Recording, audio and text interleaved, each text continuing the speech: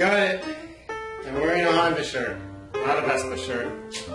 Still got the Vespa over there, and that's not going to go. We still got the GTX700. Chantal rides it. Even if she gets a bike, we're going to keep it.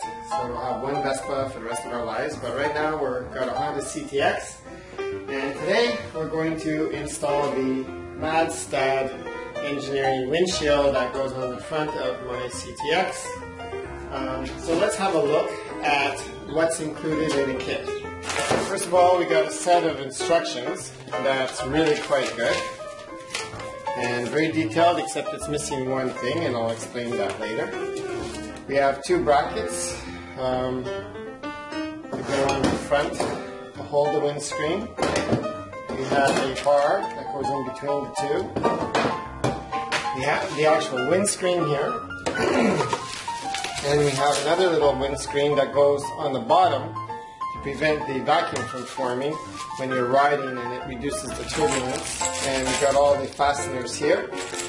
So we're pretty much ready to go. So let's go with the first step. First thing we're going to do, I guess, is take my keys out. Then we're going to gently pry these off. Now I say gently because I want them for the future.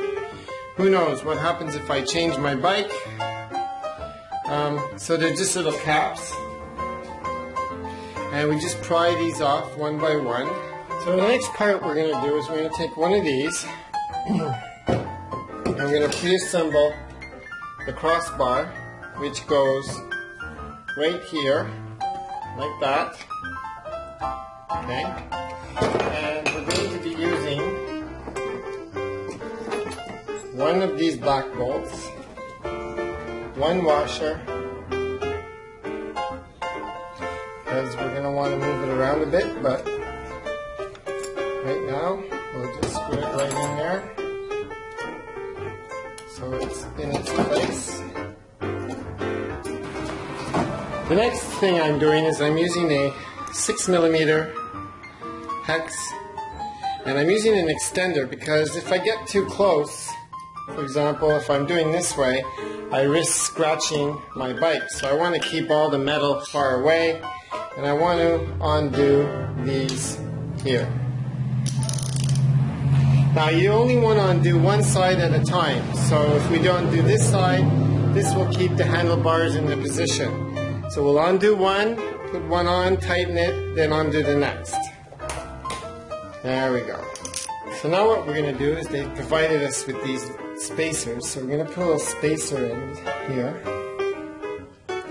And then there's a washer that goes on top, but it's going to want to slide right off. So I'm just taking a little bit of grease here. Just a little bit.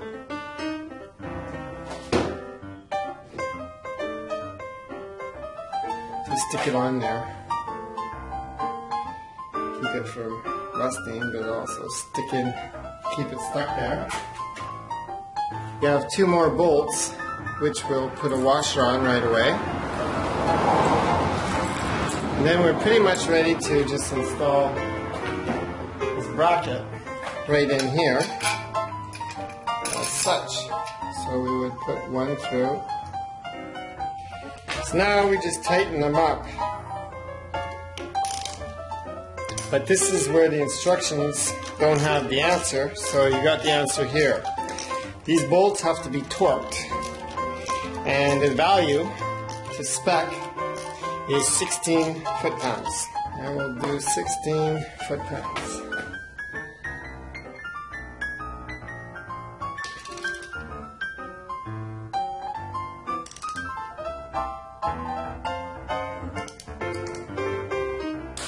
There we go.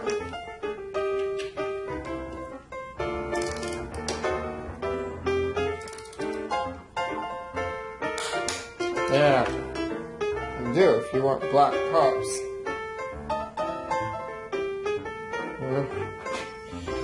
Do they look good like that or not? Maybe.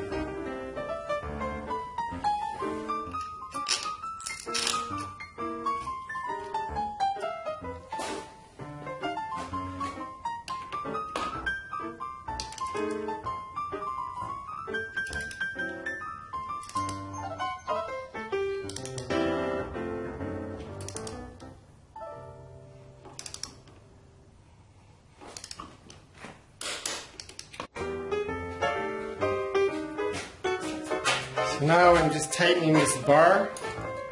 You don't give a torque value, so I'm just going to do it hand tight, as tight as I can with my hand. Okay, so the next step to get ready to install is these screws come like this, and they have a plastic washer. So a plastic washer goes on like this, so we're going to put the plastic washer on each hole, and then the rubber around, which sort of holds the screw there. So we're going to do that for each one, and then it'll go right onto the rack.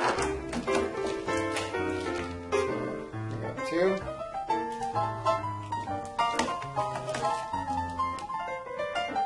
That'll work.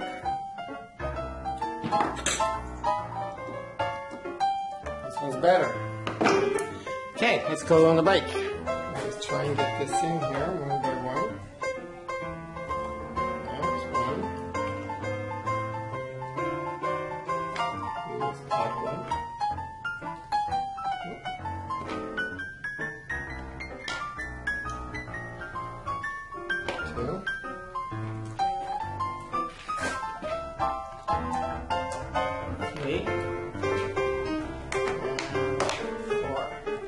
There we go. Now, what's very important is to hand tighten these without over tightening. So let's do one. And then we'll decide. Now, what they say in the instructions is to tighten it enough so it swells a bit and holds protrudes from the back. So they said do not over tighten it. So we put one in the hole. You gotta hold it down and push it through the hole quite a ways to catch the thread until it catches. There we go.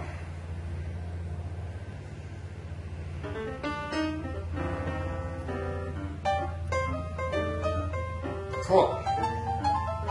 I got a really nice sticker that'll go there from Bullet Jeans. So how do we measure 60 degrees? Well, you get an app for that. I have an app from my Windows store. You can see when I move it.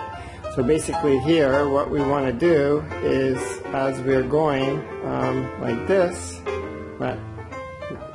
straight up is 90. So if we're going, we want to go down to 60. It's like that. 60. There, 59, 60. So all I have to do is put that on my windshield when the bike is sitting straight up. Okay, so the first thing I want to know is where do I want the windshield as far as height. So if I want it here, what's the height? So I can pull it up. This is around there. Keep it working. So I don't know, around there. And then all I have to do is do the angle. So let's get the angle there. Put this on the windshield. Hold the bike up straight. Straight on. And we're at 50. Tilted a bit.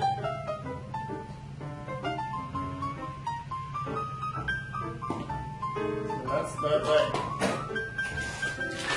I think I'm just going to tighten it. Like that. Okay, so the last thing I'm going to do is, you see, what I don't like is there's a bit of shake here, a rattling, okay? And that's because of these two lock washers here. Now they say in the instructions that if you tighten them, of course you won't be able to adjust it using this, which is fine, because once it's adjusted, it's adjusted. So we don't want it to move.